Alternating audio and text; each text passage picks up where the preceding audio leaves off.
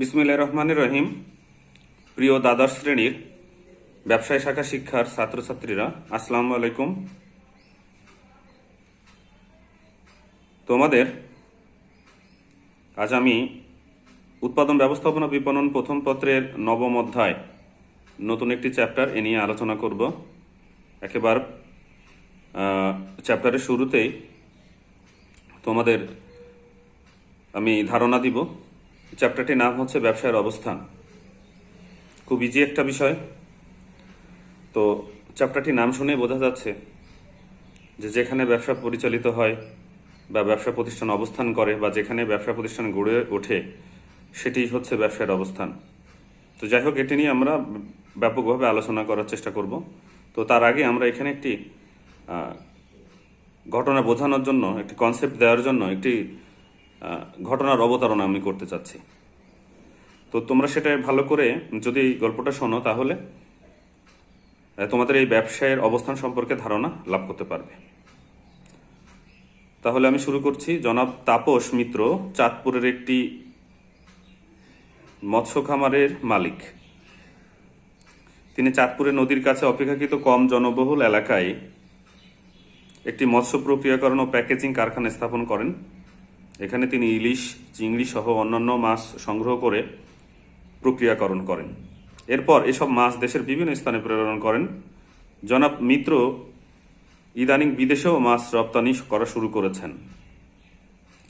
তিনি এমন একটি স্থানে কারখানা স্থাপন করেছেন যেখানে সহজে মাছ সংগ্রহ করতে পারেন। কম জনবহুল স্থানে হওয়ায় ভাড়া কম। এছাড়া নদীপথ ও অন্যান্য যোগাযোগের ব্যবস্থা ভালো হওয়ায় মাছ পরিবহন সহজ এবং ব্যয় সাশ্রয়ী হয়েছে। একটি ভালো অবস্থানে কারখানা স্থাপন করায় তিনি দ্রুত উন্নতি লাভ করতে পারছেন। তো এখানে আমরা তাপস মিত্রের যে ঘটনাটা আমরা দেখলাম, সে তার ব্যবসা মৎস্য ব্যবসা। তো সে জনবহুল এলাকায় কিন্তু ব্যবসা করছে না, তাহলে তার ব্যবসায়ের ভাড়া বেশি লাগতো। তারপরে সে এমন একটি জায়গায় ব্যবসা প্রতিষ্ঠান গড়ে তুলেছে যেখানে নদী থেকে সরাসরি মাছ এবং বিভিন্ন লোক বিভিন্ন জায়গা থেকে মাছ সরাসরি নিয়ে আসতে পারছে, কারণ নদীপথে ভাড়া কম। বিভিন্ন ধরনের মাছ এখানে পাওয়া যাচ্ছে, প্রক্রিয়াকরণ করতে পারছে। তিনি এই খরচগুলো তিনি কম করছেন, যার কারণে কম হচ্ছে বলে, মানে সাশ্রয়ী হচ্ছে বলে তিনি এখন বিদেশেও মাছ রপ্তানি করার চিন্তা ভাবনা করছেন এবং করেছেনও, তাতে সে লাভবান হচ্ছেন। তো এখানে আমরা একটা জিনিস বুঝলাম যে আসলে ব্যবসা কার্যক্রম পরিচালনার জন্য একটি স্থান দরকার, আর সেটি যদি উৎপাদন করা সহজ এবং এগুলো যদি বিক্রি করা সহজ হয়, হ্যাঁ, তাহলে সেখানে ব্যয় কম হবে এবং সেখানে লাভ বেশি হবে এবং ব্যবসা প্রতিষ্ঠানটা টিকে থাকবে। তো এটি হচ্ছে ব্যবসার অবস্থান। তারপরে আরও কিছু বিষয় গুরুত্ব দিতে হয় ব্যবসার অবস্থান গড়ে তোলার ক্ষেত্রে। কাঁচামাল সংগ্রহ যেন সহজ হয়। যেখানে কাঁচামাল পাওয়া যায় সেখানেই কিন্তু ব্যবসা প্রতিষ্ঠান গড়ে তুলতে হয়। যেখানে গমের, পাটের, আখের কাঁচামাল বেশি চাষ হয় সেখানেই কিন্তু ওই ধরনেরই ব্যবসা প্রতিষ্ঠান বা কলকারখানা গড়ে ওঠে। আমরা যদি মধুর কথা বলি, এখন সরিষা ফুলের মধু, তো সরিষা ফুলের মধু যদি সংগ্রহ করতে হয় তাহলে সরিষা ফুলের যেখানে বেশি চাষ হয় সেখানেই কিন্তু যে ওখানে মধু পাওয়া যাবে বেশি, এবং সেখানে অনেকেই এখন তো মধু চাষ করছে। সরিষা ফুলের সেই বিলের মধ্যে বা জমির মধ্যে সরিষা ফুলের চাষ হচ্ছে। তো যেখানে পাওয়া যায় সেখানেই, কাঁচামাল যেখানে পাওয়া যায় সেখানেই কিন্তু ব্যবসা প্রতিষ্ঠান আসলে সহজেই সহজলভ্য এবং ব্যয় কম হয়। তো এটি মাথায় রাখতে হবে। তারপরে বাজারজাতকরণ একটা বিষয় মাথায় রাখতে হবে, যে বাজারজাতকরণ যেন সহজ হয়। পরিবহনে যদি অনেক খরচ হয়ে যায় তাহলে তো লাভ হবে না। পর্যাপ্ত ক্রেতা রয়েছে এমন একটি জায়গাও কিন্তু খেয়াল রাখতে হবে। আনুষঙ্গিক সুযোগ সুবিধা রয়েছে, পরিবহনের সুযোগ রয়েছে। এই সমস্ত জিনিস বিবেচনা করে একটি ব্যবসা প্রতিষ্ঠান গড়ে তোলা হয়। এটি হচ্ছে ব্যবসা প্রতিষ্ঠানের অবস্থান।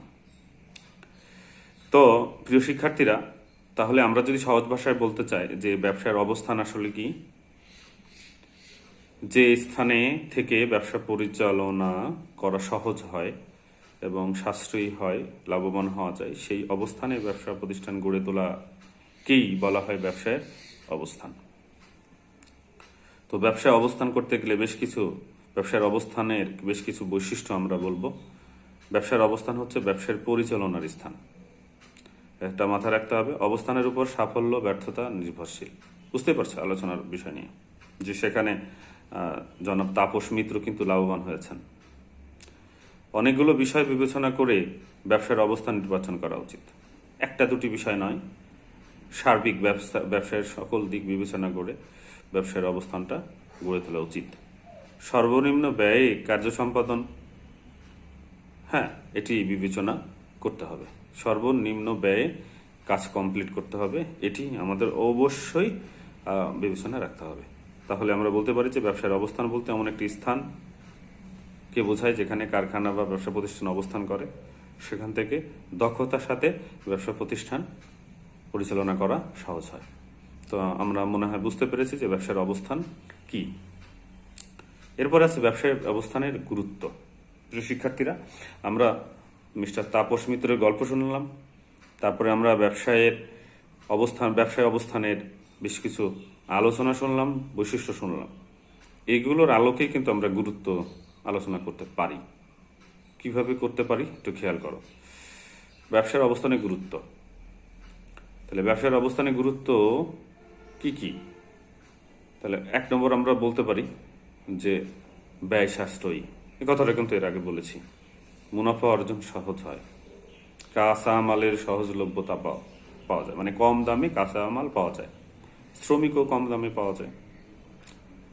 ঠিক আছে, ব্যবসার অবস্থান যদি ভালো হয় তাহলে বিপণনের সুবিধা হয়, তারপরে পরিবহন সহজ হয়। এগুলো হচ্ছে একেবারে আমি মোটা দাগে এই গুরুত্বগুলো চলে আসে। তারপর হচ্ছে